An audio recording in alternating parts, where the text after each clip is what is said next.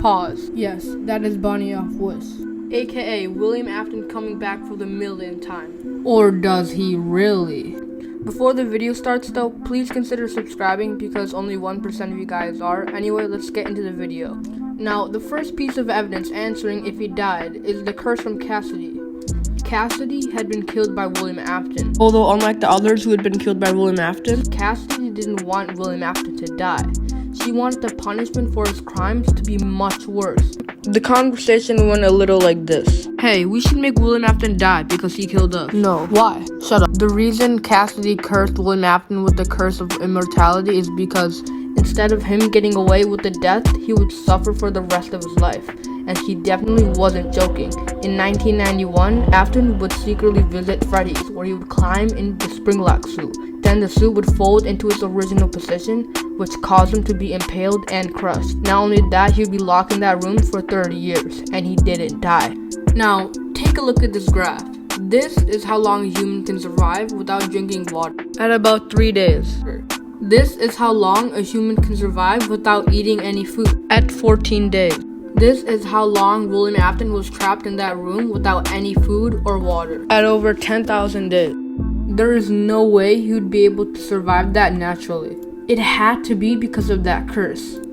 Furthermore, to prove that he didn't magically survive because it's simply just a game and characters in games can literally survive anything. Cough cough, John Marston. When William Afton stabbed the children in the lore, they actually died because they weren't cursed with immortality. Although, let's be honest, this is more of a gift than a curse to William Afton, as you will see later on in this video. Now, this curse isn't the only piece of evidence. In fact, the key to answering this question comes in the fires in FNAF 3 and FNAF 6. In FNAF 3, the place was burnt down by Michael Afton, and he survived that fire. That was because the fire wasn't that bad, and it was pretty easy to escape.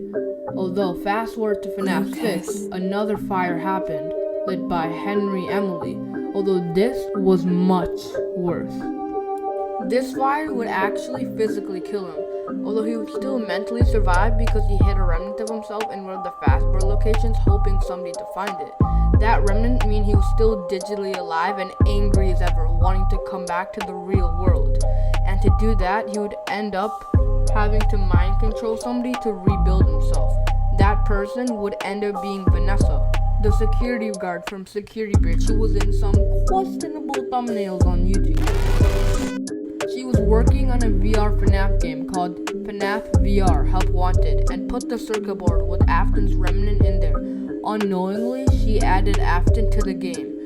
William Afton would appear as a character named Glitchtrap. Then Afton would mind control Vanessa to rebuild him as Springtrap, where then the security breach ending happens. What's interesting about the security breach ending is that it is almost the exact same circumstances as the FNAF 6 fire. This is not a coincidence. I mean, look at this. Just like in FNAF 6, he is trapped in a room in a fire. Although wait, it gets even better. The room doesn't even look flammable. Only part of the room is on fire. That's because the room is made out of metal and concrete, which isn't very flammable at all. Although what if Molten Freddy pushed him in the fire? Well, you could always rely on that curse from Cassidy.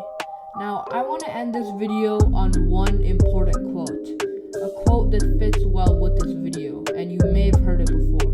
A quote said by none other than William Afton. I always come back.